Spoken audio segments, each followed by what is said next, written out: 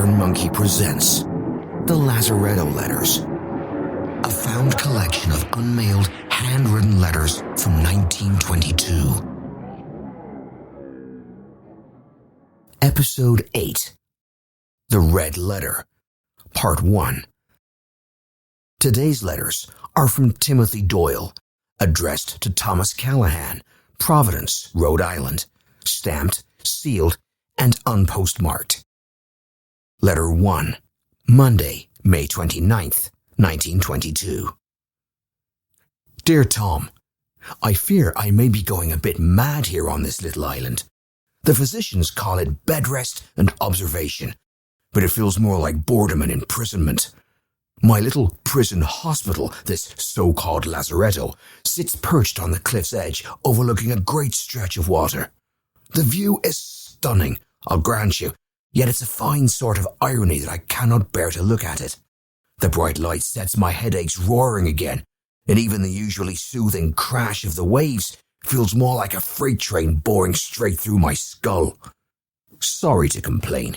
I simply find it a cruel sort of joke that what most folks would call a fine vista view is not only wasted on me, but has become the bane of my existence. Enough of my troubles. How are your parents? I hope they're keeping well. Give my regards to Maggie. Anything new with the gang? Talk soon. Doyle. Letter 2, Wednesday, May 31st, 1922. Dear Tom, thank heavens the headaches have eased. They've been replaced by a wretched sore throat, though I will gladly take that over the pounding pain I had before.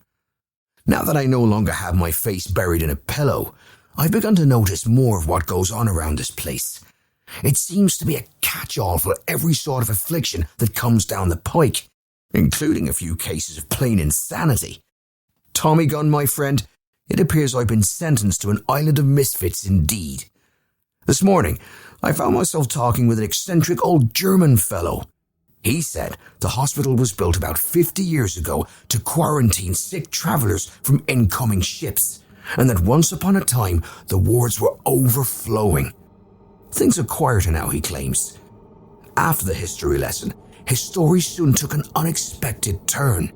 He said the staff cannot be trusted, that some are keeping us sick on purpose, and from there he drifted into talk of ghosts and secret tunnels.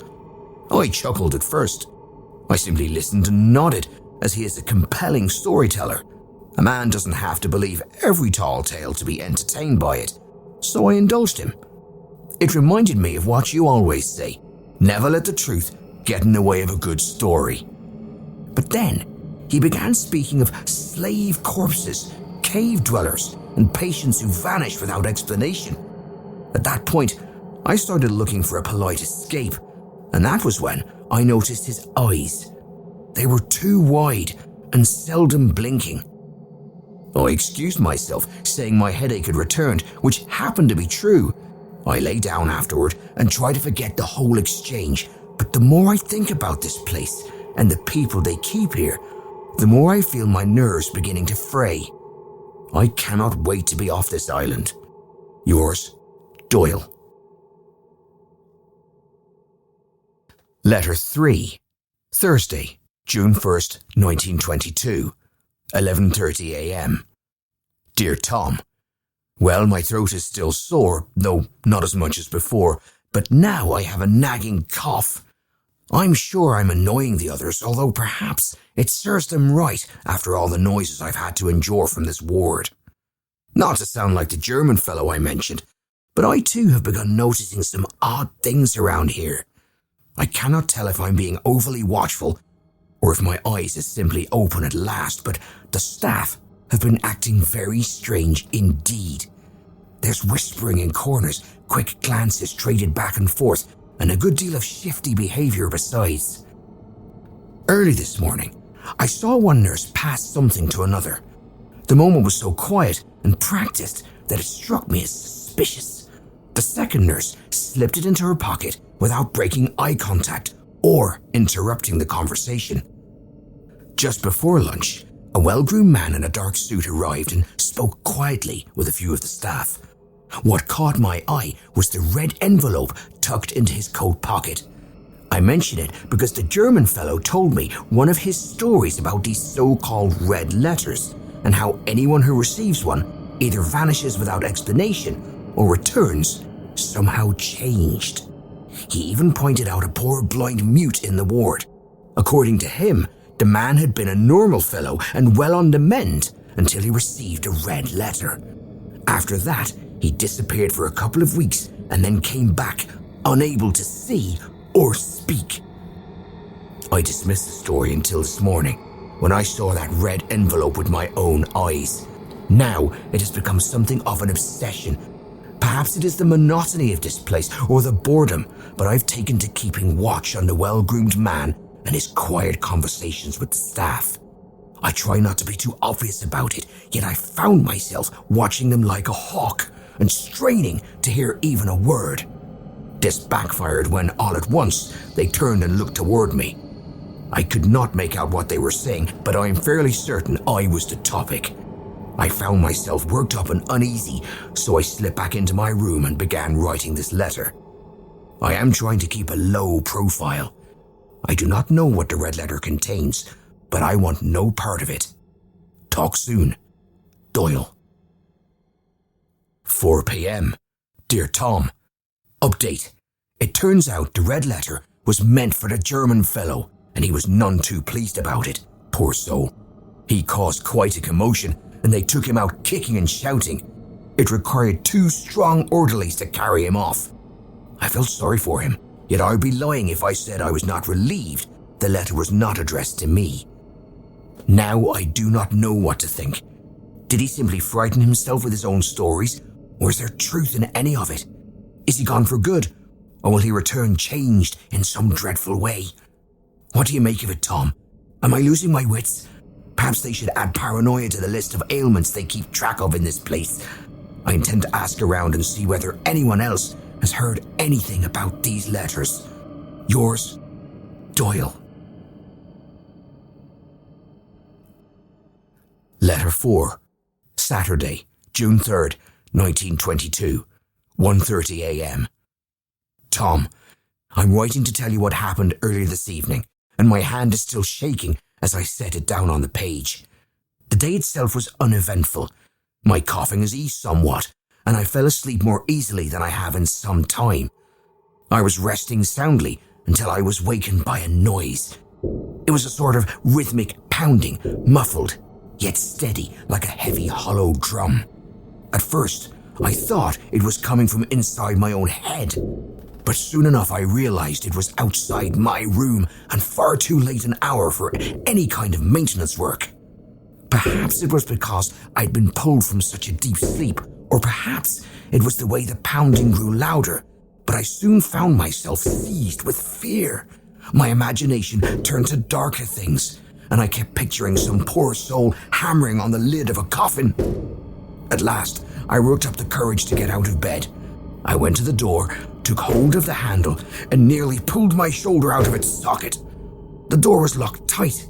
I shook it several times to be certain. This was a first for me. It was clearly fastened from the outside. I looked through the narrow window in my door and at once discovered the source of that echoing dread. The pounding came from my neighbor across the hall. He was striking his head against the glass panel in his own door with a slow, terrible force. The sight of him froze me where I stood. A deep gash across his forehead sent blood running down his face in dark streaks. The paint was already smeared and spattered, with sluggish trails of red sliding toward the floor. Before I could gather my wits, he drove his head into the glass again and it gave way. The pane shattered and he let out a scream that chilled me to the bone. It was not the scream of a man in pain. It was hoarse and broken, hardly human. I called out to him, but he did not seem to hear me, and I was not about to break my own glass to reach him. After what felt like a very long moment, a nurse appeared at his door and began fumbling with the lock. Before I go on, I should mention that his door was locked just as mine had been, for the nurse struggled in a clear panic to get it open. When she finally managed it, I caught only a brief glimpse of him, but it was enough to see that he was bound in some sort of canvas restraint. Even so, the nurse could not manage him. He thrashed about like a wild animal, and every attempt she made to steady him came to nothing. She called out for an orderly, and her cry only worsened the man's awful wailing. His sounds no longer resembled speech. Whatever words he once knew had given way to something harsh and unrecognizable. I watched all of this from behind my locked door, quite helpless to offer any assistance. After what felt like a very long while, an orderly finally arrived, and the man's terrible wailing stopped at once. I can only assume he was given some kind of sedative. The orderly left, then returned with a gurney, and together they wheeled the poor fellow away. That was the last I saw of him. When the hall grew quiet again, I began pounding on my own door. At length, the nurse returned, the same one who'd struggled with him, and she unlocked it for me. The moment she stepped inside, I began asking questions. What had happened to that man? Was he wearing a restraint? And why were the doors locked in the first place? Her answers were short and unsatisfying. She denied that he had been placed in any sort of restraint and insisted that the locked doors were simply an error in the evening routine. When I asked about the man's behavior, she brushed it aside and called it nothing more than cabin fever. As unlikely as that sounds, the explanation troubled me because it held a grain of truth. I feel frayed myself, as if my nerves are wearing thin. I fear I shall lose my bearings if I remain here much longer. Who knows? Maybe this place is a madhouse and I'm just a patient who believes he's been quarantined. Yours from the Nut House, Doyle. Letter 5. Saturday, June 3rd, 1922, 10 a.m. Dear Tom, so much happened that I neglected to mention one curious detail in last night's letter. You'll hardly believe it, Tom, but my roommate slept through the entire commotion. All that noise and confusion, and he never stirred. When I told him what had taken place, he only stared at me as if I had lost my senses. I'm beginning to suspect that he had been sedated, and perhaps everyone else as well, except for me and the poor fellow across the hall. I do not recall whether I mentioned it before, but I spit out the pills they gave me at supper time, and the thought gives me pause. I took a little walk about the ward this morning. My neighbour's door was still without its window pane, although the blood and scattered glass had been cleaned away. I tried to appear casual as I strolled past and leaned in for a look. The room was empty, yet one thing caught my eye at once. A red envelope lay on the bed, plain as day. I felt compelled to examine it more closely, so I took hold of the door handle. Locked. I had scarcely released it when a nurse came upon me so suddenly that I nearly jumped out of my skin. She demanded to know what I was doing, and the sharpness in her voice told me she was in no mood for any foolishness. I told her I was only checking on my neighbour. I began to describe what I had witnessed in the night, but she hushed me and pulled me a little aside. I repeated what I had seen, and she listened with a fixed, stern expression. When I finished, she gave no explanation at all.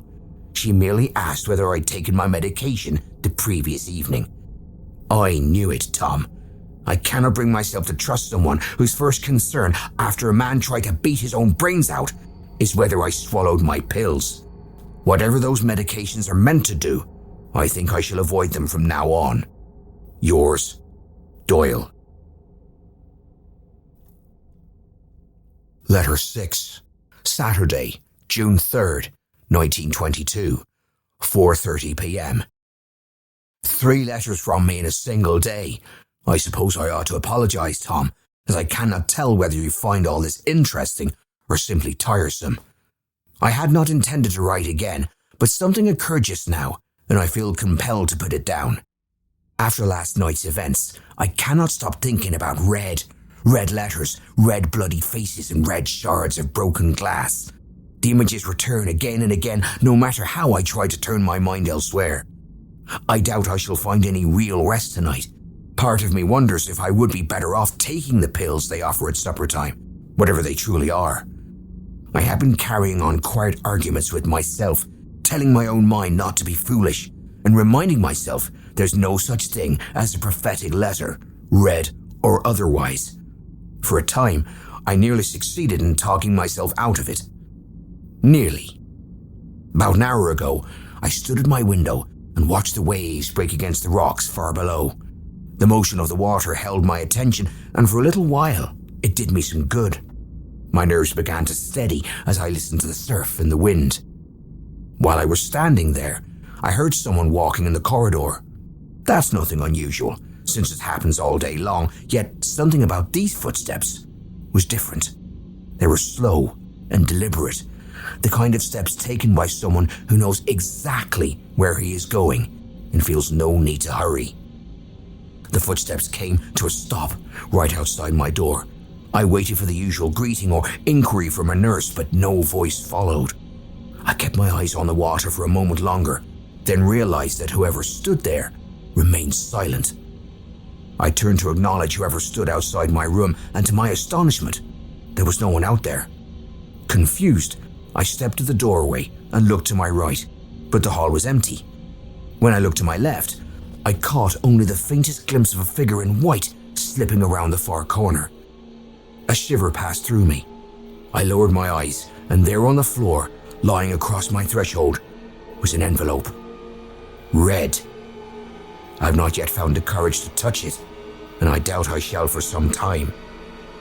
Yours, though unsettled, Doyle.